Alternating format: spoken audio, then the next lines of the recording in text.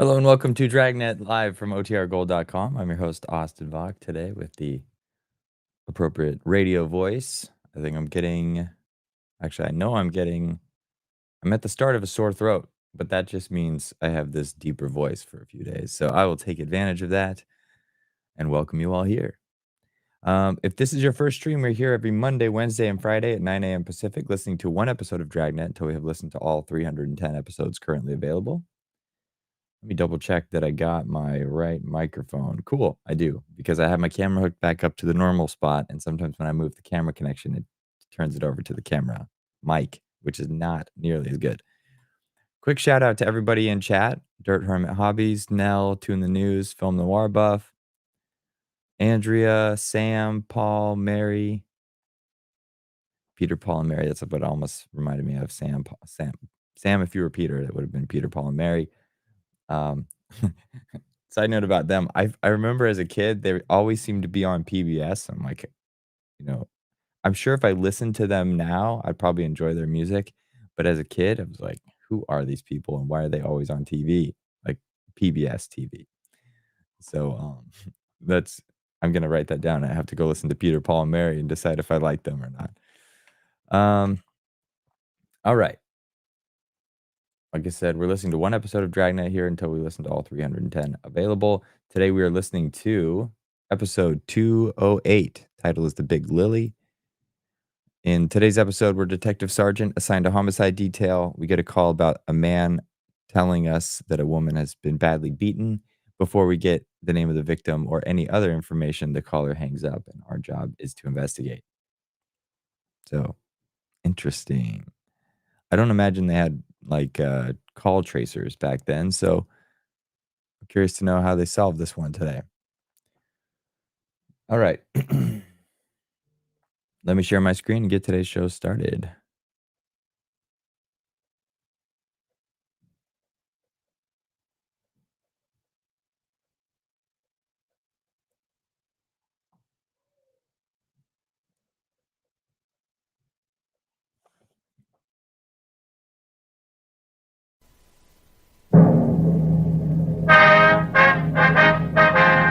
Sound off for Chesterfield. Chesterfield, first with premium quality and best for you. Chesterfield brings you Dragnet.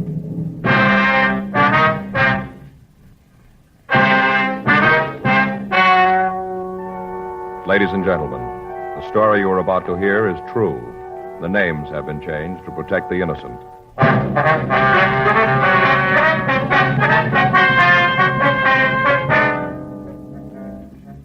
You're a detective sergeant. You're assigned to homicide detail. You get a call from a man telling you that a woman has been badly beaten. Before you can get the name of the victim or any other information, the caller hangs up.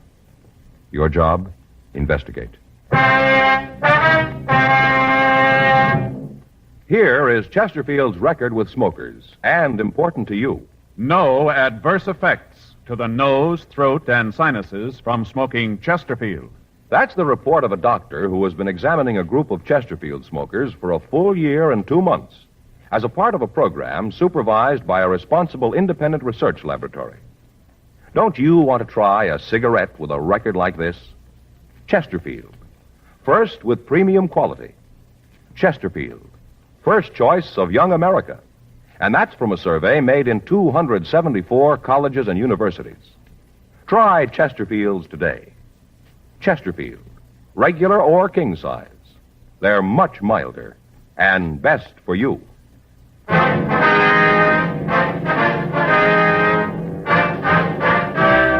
Dragnet, the documented drama of an actual crime. For the next 30 minutes, in cooperation with the Los Angeles Police Department, you will travel step by step on the side of the law through an actual case transcribed from official police files. From beginning to end, from crime to punishment, Dragnet is the story of your police force in action. It was Friday, June 10th. It was hot in Los Angeles. We were working the night watch out of homicide detail. My partner's Frank Smith. The boss is Captain Lorman.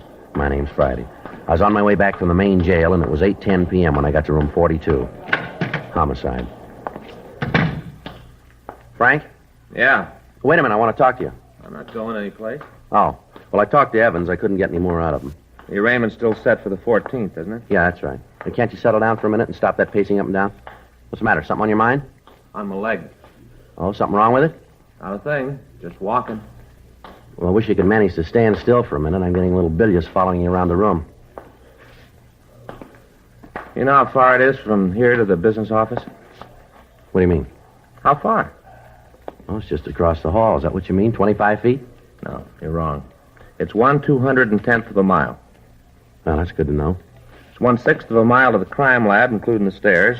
1/8 of a mile to Sal's Cafe. 4 trips to R&I equals 1/4 of a mile. Never knew that, did you? No.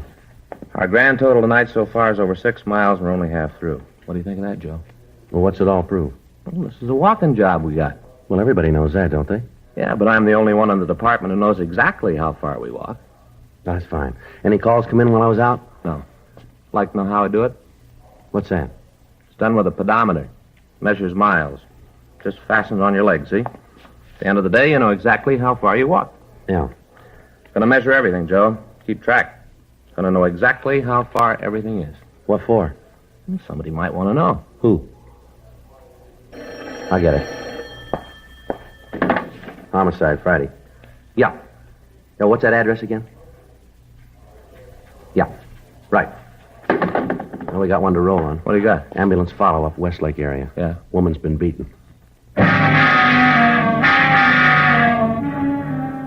8:14 p.m. We left the city hall and drove to the address we'd been given. 8674 Cambria Street was a large private home that had been divided into apartments.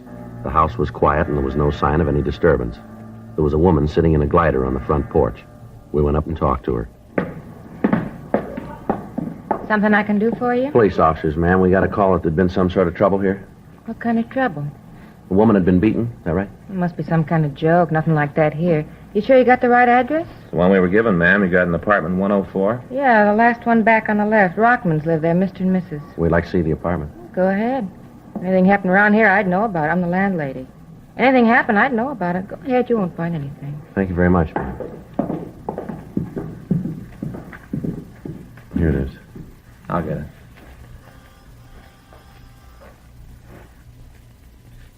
Better try the door, huh? Yeah.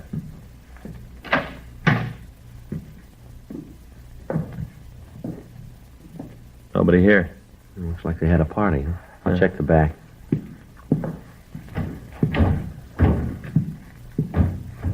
No? No one out there. Coffee on the table's cold. You find anything? Where's that door go, ma'am? Bedroom.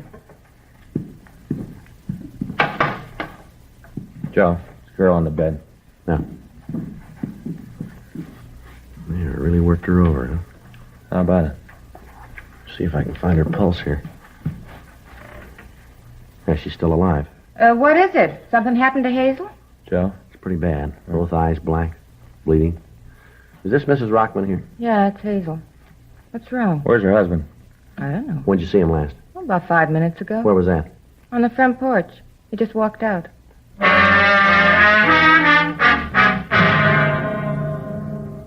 The ambulance crew arrived and immediately removed the victim to Georgia Street Receiving Hospital for emergency treatment. We got in touch with Officer Ed Barrett of the hospital detail and asked him to try to get a statement from the victim if she regained consciousness. We locked the door to the Rockman apartment to preserve any physical evidence we might need, and then we went down and talked to the landlady, Mrs. Ruth Baker. We found her on the front porch. We asked her what she knew about what had happened. I sure wish I could tell you more. How about Hazel? Is she going to be all right? We don't know yet, Miss Baker. She's pretty badly beaten.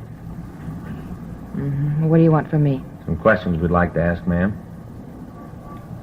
About what? I've told you what I know. Do you know where Mrs. Rockman's husband was going? No, I don't. I don't much care either. Did you say anything at all when he went out? Not a word. Just walked out in a sort of daze, like a trance, sort He of. didn't say anything at all to you? I just got through telling you that he didn't. Yes, ma'am. Mr. and Ms. Rockman fight often, would you know? No, not any more than any married couple. Miss Baker, Yeah? wonder if you can give us a description of Mr. Rockman? Description? Yes, ma'am. Tell us what he looks like. You figure he did that to Hazel, huh? That's what we want to talk to him about.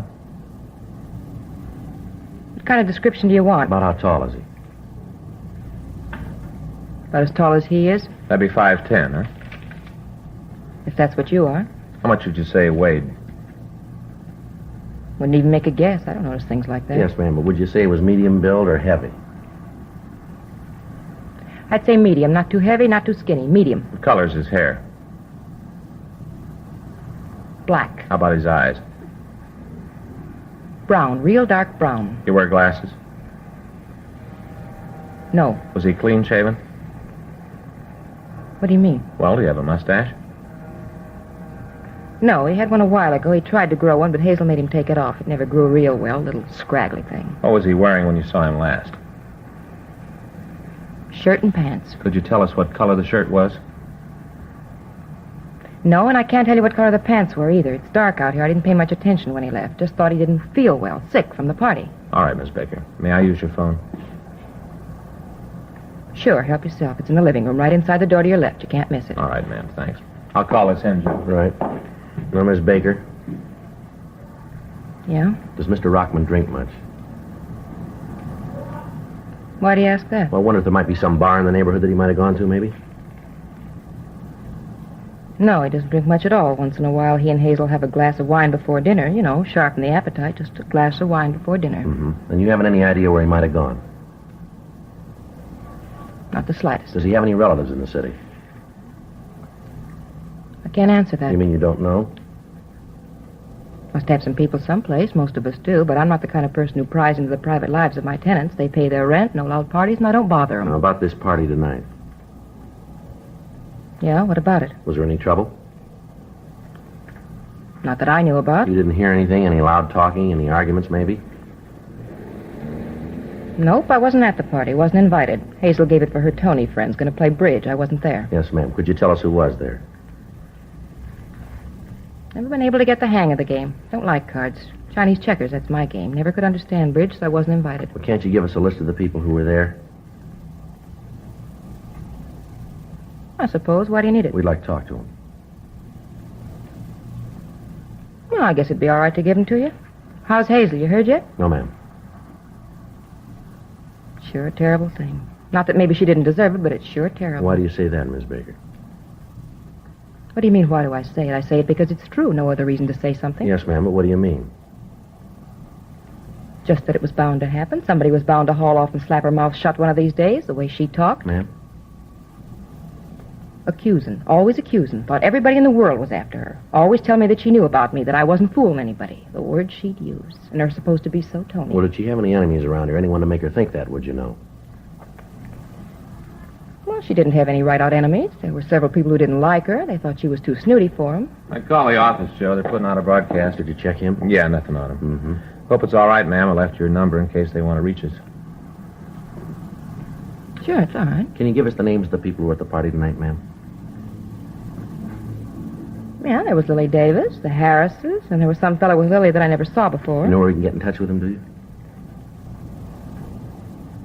Well, the Harrises live up in 203, and Lily has an apartment 105 right across from the Rockmans. She ought to be able to tell you something. Don't know if it's going to be the truth, but she'll think of something to tell you. Yes, ma'am. She a good friend of Mrs. Rockman's, do you know? Oh, you bet. They're thick as thieves. Always having little lunches by themselves, talking secrets, buzzing around. Thieves. Myself, I never took to Lily. I always thought she was kind of wild. Divorcee, you know. All right, Miss Baker, thank you very much. We'll be in 105 if there are any calls. Appreciate it if you'd let us know if Mr. Rockman comes in. Don't mention to him that we're here. Mm-hmm. All right. That was 105, you said? Yeah. Better talk to this Davis woman, huh? Yeah, maybe she can tell us where Rockman is. Yeah. 105, here it is.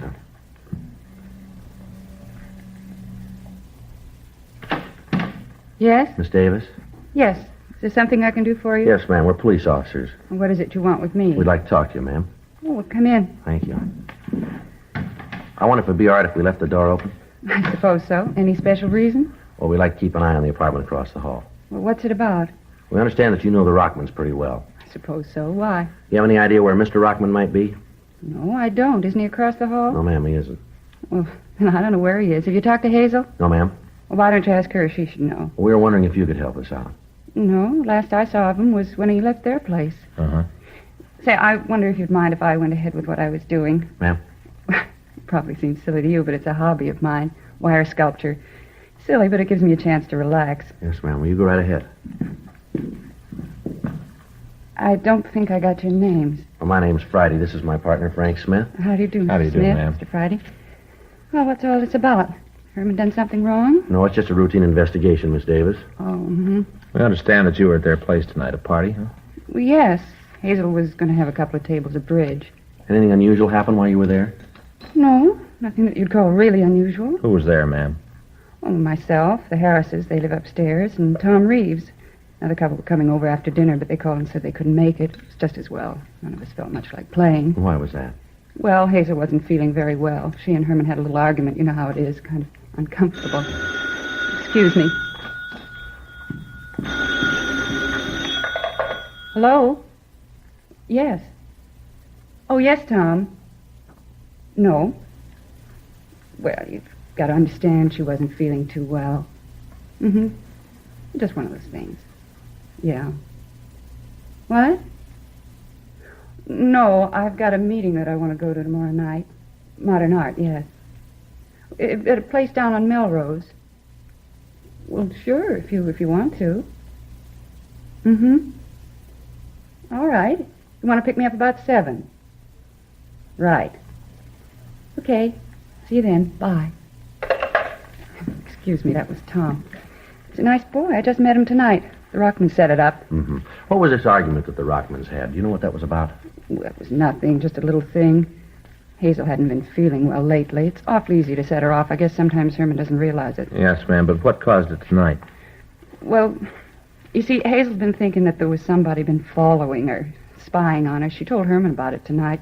That made him a little angry. And, well, then at dinner we just sat down. Mrs. Harris said that she'd seen a picture of the dress that Hazel had on in the morning paper. Well, Hazel didn't understand. I guess she thought that Mrs. Harris was being nasty about it. And she got up and left the table, went into the bedroom. Yes, ma'am.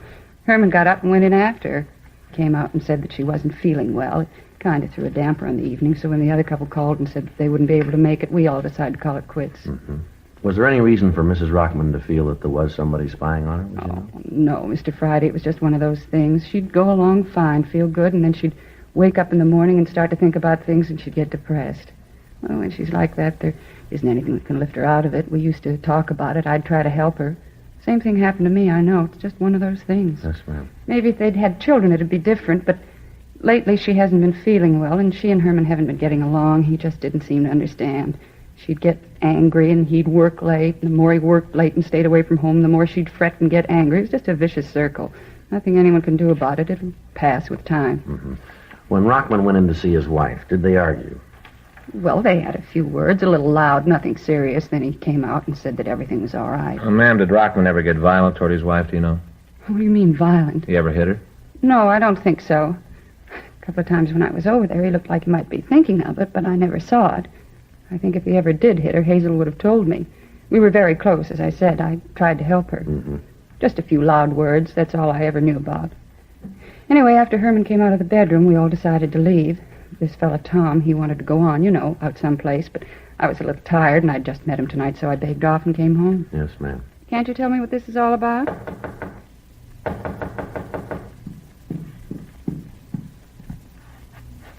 Miss Davis, Hello, Mrs. Baker. Something you want? I want to see the police. Mr. Smith, your office called, said you were to call this number right away. Here's the number they gave me. They said you'd know. I wrote it down. Thank you, ma'am. Here, you want to call, Joe? Yeah. What if I use your phone, Miss Davis? Sure, help yourself. Thank you.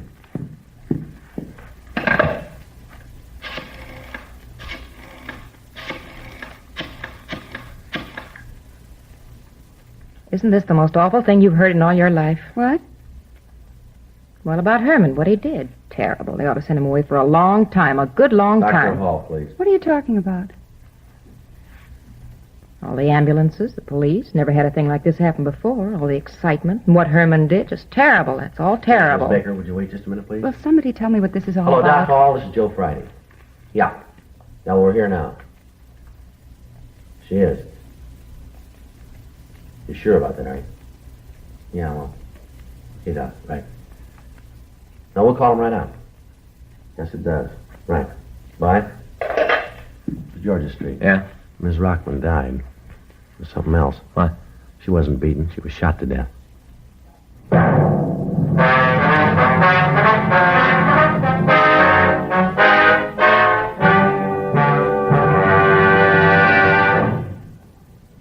are listening to Dragnet, the authentic story of your police force in action. Years ahead of them all. Chesterfield is years ahead of all cigarettes. Chesterfield quality is highest. Here's the proof.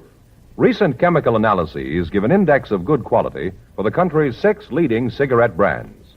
The index of good quality table, which is a ratio of high sugar to low nicotine, shows Chesterfield quality highest. Chesterfield quality highest.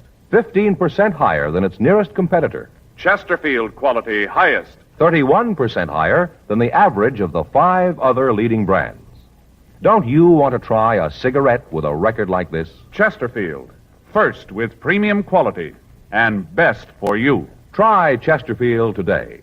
Regular or king size.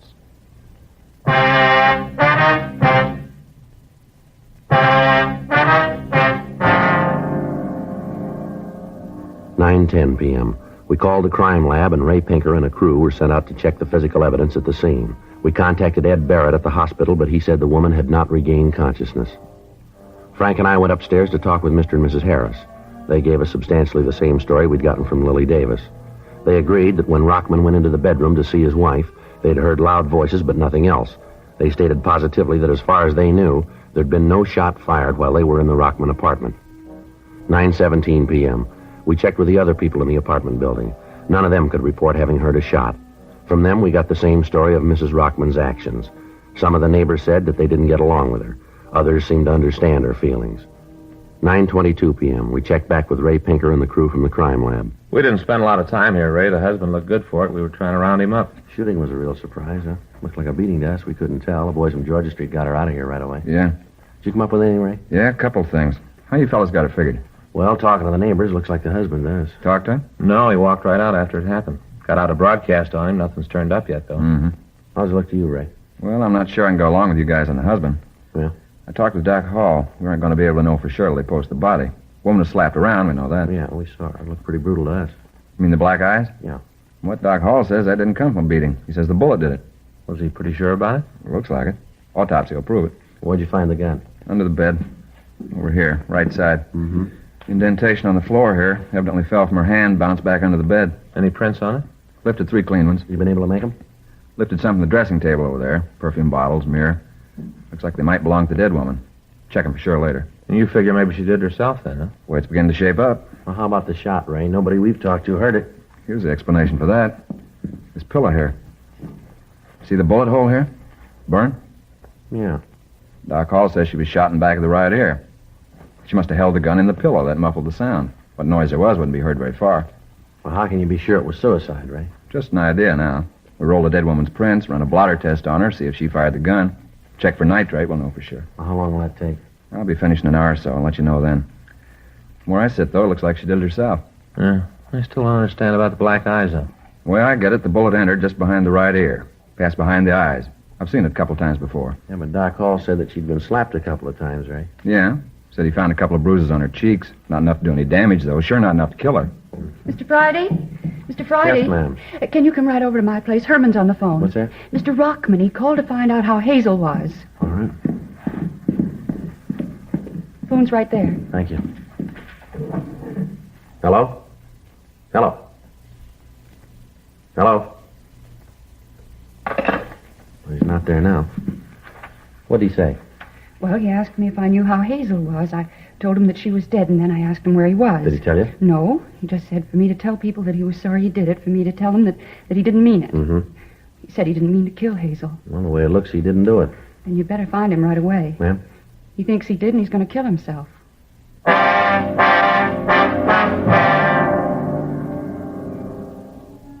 We talked to the landlady, Ruth Baker, but she was unable to tell us where Herman Rockman was employed. Lily Davis told us that he was a car salesman employed at a lot in the south end of town. We asked Miss Davis to stay by our phone in the event that Rockman called back and to let us know immediately if he did. We found an address book in the desk in the living room of the apartment, and we began to call Rockman's friends and relatives. None of them had seen him or could tell us where he worked. 9:45 p.m. It had been 20 minutes since the husband of the dead woman had called and said that he was going to kill himself. At 9:46 p.m., we contacted a brother-in-law of the dead woman, and he told us that as far as he knew, Rockman had been employed by the Bateman Auto Agency in Gardena. We got the number from information, and I put in the call. Hello, is this the Bateman Auto Agency? Well, this is Sergeant Joe Friday, Los Angeles Police Department. Yes, sir. Do you have a Herman Rockman working for you? Yes, sir, that's right. ROCKM. Uh-huh. I see. When was that? Yeah. You any idea where he's working now? Uh-huh. Yes, sir, I understand. Yeah, well, have you got the number? Fine, yeah. Would you know if they're open this time of night? I see. Okay, all right, sure, I'll hold on. How about it? Says Rockman did work for him. He hasn't seen him in a couple of... Yes, sir. Yeah. Uh-huh. That's 03, right? Yes, sir. Thanks very much. Says he's heard Rockman's working for a company out on Washington Boulevard now. Left him a couple of weeks ago. Hello. Do you have a Herman Rockman working there? Hello. Hello.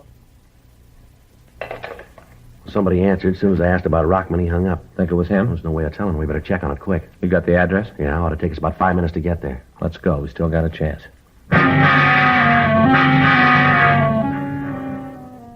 9:50 p.m. We left the apartment and we drove out Westlake Avenue and turned down to Washington Boulevard. We traveled code 3, but because of the possibility of alarming Rockman, we turned off the sirens 6 blocks from the address of the used car lot. 9:54 p.m. We got to the place. The lot was dark. At the rear, in back of a line of cars, we could see a small shack. I hope he's here. Yeah. There's no lights on. The door's locked. Let's try the side. There's a window around there. Right. Can you see anything? No, the window's dirty.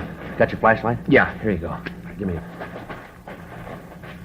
How about it? He's in there. Looks like he's out. Come on. Let's hit it. Right. Full of gas. Kill your flashlight. Right. I'll get him out of here. You want to get that heater? Right. The window's stuck. Break it. How about it? He's still alive. Fresh air should bring him around. Yeah. Rockman. Rockman. Come on, Rockman. You're all right. Come on. Sit up. Why'd you do it? Why'd you stop me? No reason for you to kill yourself. I got a reason. I killed Hazel. I didn't mean to. I loved her more than anything. I didn't mean it. I didn't know I hit her that hard. All right, settle down. Settle down. You didn't kill her, Rockman. Nobody asked you to come down here. I called you to take care of her. I knew it was too late. I killed her. She's dead, and it's my fault. Why'd you come here? Why'd you stop me? All right, now take it easy, will you, Rockman? Straighten yourself out here. You didn't kill your wife, Rockman. You understand? What? We don't think you killed her. We think she did it herself. Huh? Oh. Well, she wasn't well. She was sick. She didn't know what she was doing. She did the wrong thing, didn't she? Her way wasn't right. I loved her, very much. Yes, sir, we understand. Doesn't really make any difference you stop me. No difference. Sir? Doesn't make any difference that you stop me. I loved her. No difference at all. How's that? I died with her.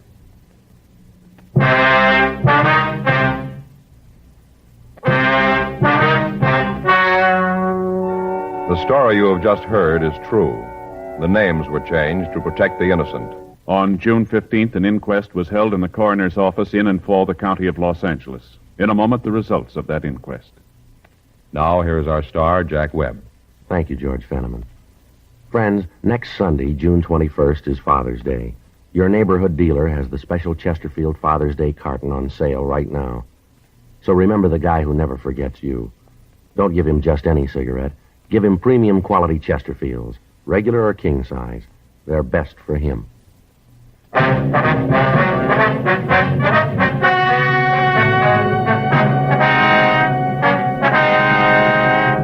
At the coroner's inquest, it was decided that the wound that killed Hazel Eileen Rockman was self-inflicted. The death was listed as a suicide. Her husband, Herman George Rockman, was not held.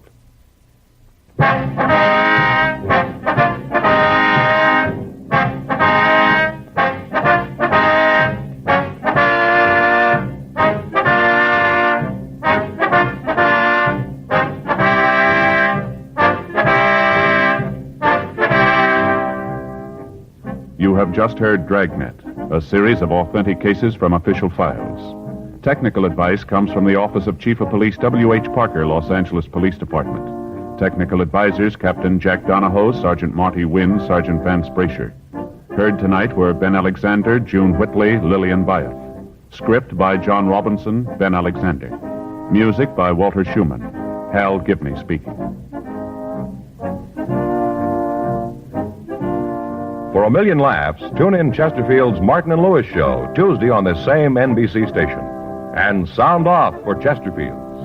Either regular or king size, you'll find premium quality Chesterfield's much milder.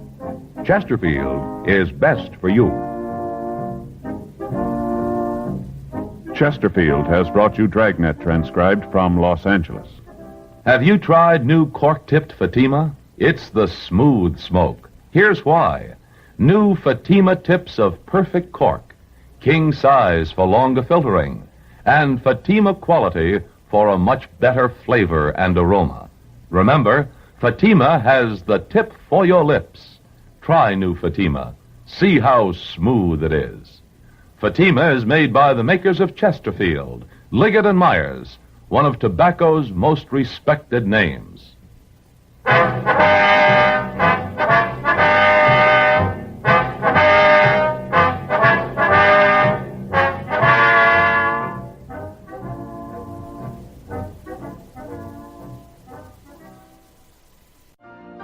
You've been listening to the OTR Gold Network. Find more classic radio at otrgold.com.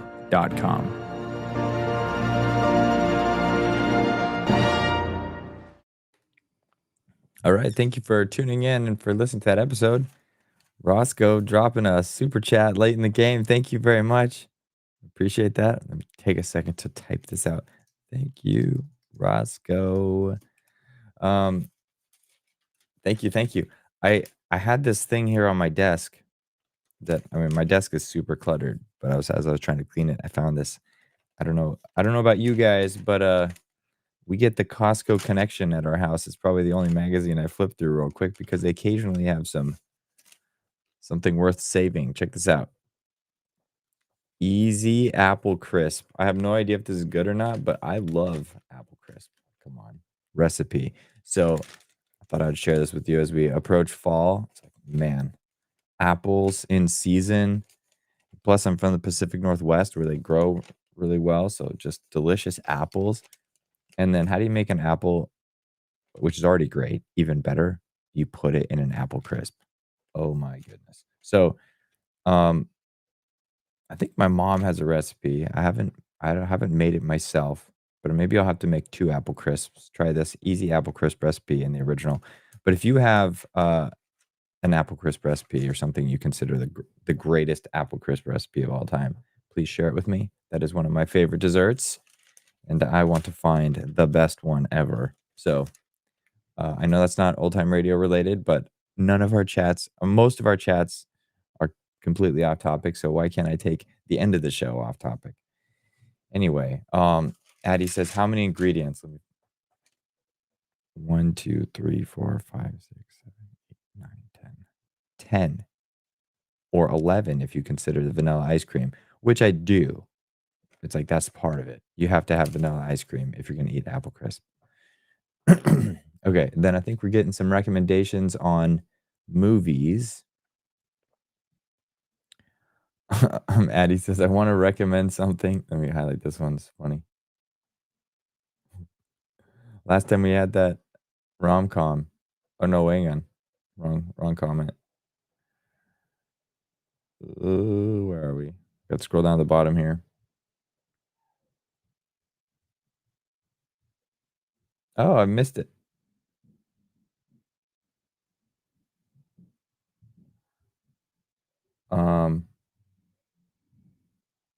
Oh, here it is. I want to suggest something before Life with Roscoe suggests some boring, dopey, crimeless rom-com. Okay, well, drop them in there. Roscoe just gets his comments in early. So if you have any comments, leave them on this video, leave them here in chat right now. Also, Film Noir Buff, I'm glad they saw Weird Al at the amphitheater. I've seen Weird Al twice at the Puyallup Fair here in the Pacific Northwest, and it's a fun time.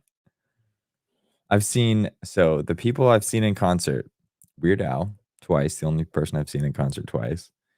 I've seen Adam Levine, and I stutter on their. I can't say Maroon 5 there. I could say it, but I was stuttering on it before.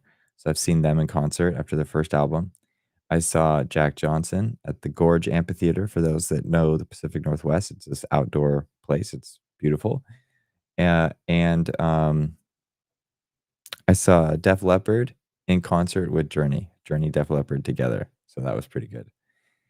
And then Brad Paisley and Blake Shelton opened for him. So those are the people that I've seen in concert. It's kind of an eclectic group, but they're all great. um, let's see.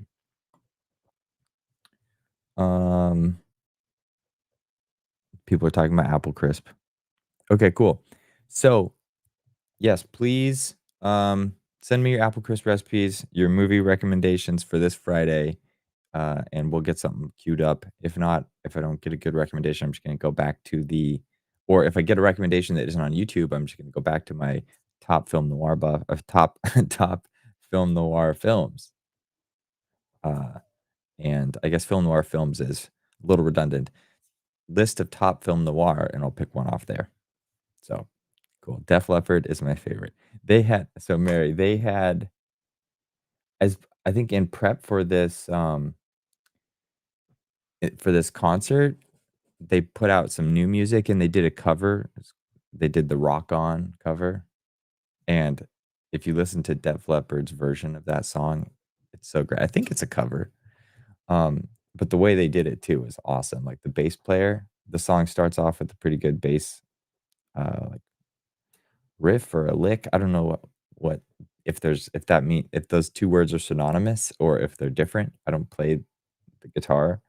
I'm a hobbyist, but there's like a bass line that starts off and there's a line and then there's kind of a gap and then the bass kicks in again, but it starts off slow. And I remember when they were playing this, they shut all the lights off and then a spotlight turns on onto the bass player who's like up above the stage and he plays the first part of the bass line and then the lights go off. The spotlight goes out. And then when it turns on, it's the same bass player, but he must have had to like run across this elevated platform when the lights were off because it's back on and he's playing the second half in like a different section of the stage. And they kept doing that until the whole band comes in and then all the lights turn back on. It was pretty awesome. Yeah. Rock On. That's a good one. Cool. Well, let's leave it at that. Go check that song out if you haven't listened to it yet. And I'll read through these comments, try and find a good movie. And I hope to see you Friday morning at 9 for the next episode of Dragnet, episode 209, and then Friday night at 6 p.m. Pacific for our classic movie night. Until then, be good, be safe, be happy. Ciao.